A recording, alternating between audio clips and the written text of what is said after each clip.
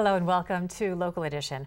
I'm Leslie Leyton. Well, California has a new budget. It passed quickly this time around, partly because there is a Democratic majority, only needed a simple majority to pass this vote, and partly because Prop 30 leaves the state a little more flush with cash. So with us now to talk about jobs and the economy in the state budget is Senator Lou Correa.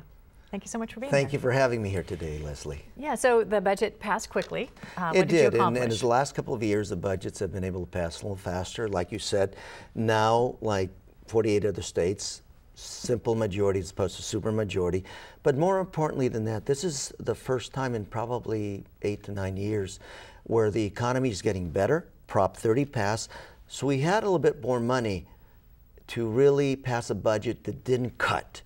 The one area that did very well this year in California was education, because as you know, 50% of every dollar that we spend in Sacramento is really to education. So any monies, new monies, I'm happy to say, went to education, not only K through 12, but the community colleges and the universities. Did all the Prop 30 money go to education in this budget? Primarily to education, but it also went to other sectors of the state budget as well. Yeah, some people complain that it kind of went into the general fund, so it's not really just for education, though. It went to many parts of the general fund, as you know. Over the last 8 to 9 years, every segment of the California state budget took major cuts. So this was moving in that direction of restoring those cuts. But the lion's share of that money went to education. If we hadn't passed Prop 30, what state do you think the budget would be in this time? We would have had another difficult year. We would have had to cut again education, and unfortunately, one of the biggest areas that has suffered is our university system.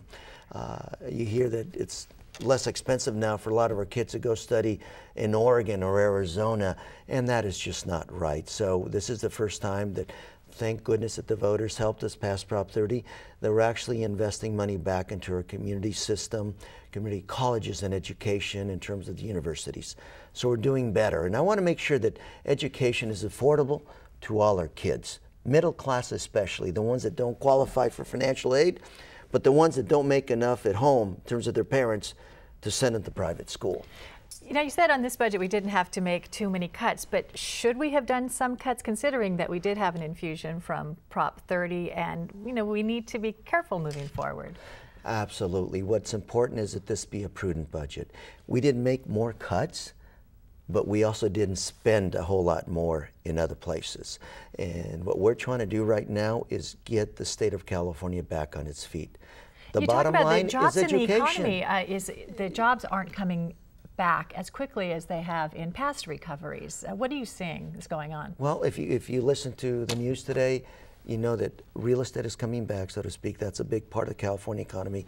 The stock market is reaching new highs, record highs, but the jobs aren't coming back the way they used to. Where are all the jobs, and what's it going to take to get the economy back on its feet in terms of jobs here in California? Well, let me tell you that that's a big question all of us are asking.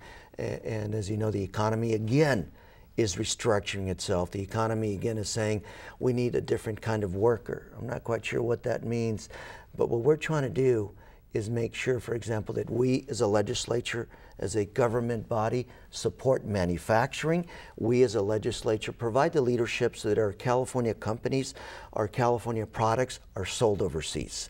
You know, it's such an international economy. How do we compete with other economies that don't care about child labor laws or environmental laws? We want to make sure that the field is a level playing field. And I'll give you an example. We in California make some of the best biomedical devices in the world. Here in Orange County, we make the best heart valves in the world.